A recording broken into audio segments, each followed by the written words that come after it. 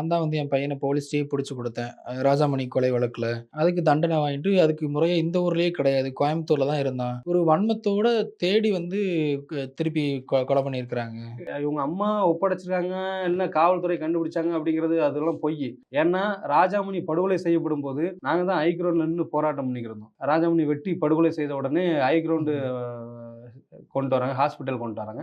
அங்க வச்சிருக்கும்போது குற்றவாளிகள் யாருமே கைதாகல. ஒரு நாள் கழித்து தான் வந்து கைதாகுறாங்க. அதுவும் போலீஸ் நெருக்கடியில தான் கைதாகுறாங்க. 1. 2வது பார்த்தீங்கன்னா, இந்த எஸ்சி, எஸ்டி வன்கொடுமை தடுப்பு சட்டத்துல என்ன குறிப்பிட்டிருக்காங்கன்னு கேட்டீங்கன்னா, 2 மாத கால அளவுல வந்து குற்றப்பத்திரிக்கை தாக்கல் பண்ணியிருக்கணும். 10 மாதத்துக்குள்ள குற்றவாளிகள கூண்டுல ஏத்தி அவர்களுக்கு சிறை தண்டனையை உறுதிப்படுத்தியிருக்கணும். ஆனா இதை எதையுமே திருநெல்வேலி மாவட்டமோ, தென்காசி மாவட்டமோ, தூத்துக்குடி மாவட்டங்களோ இந்த காவல்துறை வந்து முறையாக பின்பற்றுவது கிடையாது. அவர்களுக்கு இந்த எஸ்சி, எஸ்டி ஆக்ட் தொடர்பான எந்த அறிவும் இல்லை என்பதை இந்த நேரத்தில் நாம தெரிவிச்சுக்கிறோம். அந்த மாயாண்டி வந்து உடனடியா அன்னைக்கு தண்டனைக்கு அந்த 10 மாதங்கள்ல தண்டனையை உட்படுத்தி இருந்தா, அந்த பாதிக்கப்பட்ட குடும்பம் ஓரளவாவது நிம்மதியா இருந்திருக்கும். இவ்வளவு பெரிய படுகொலை நடந்திருக்காது.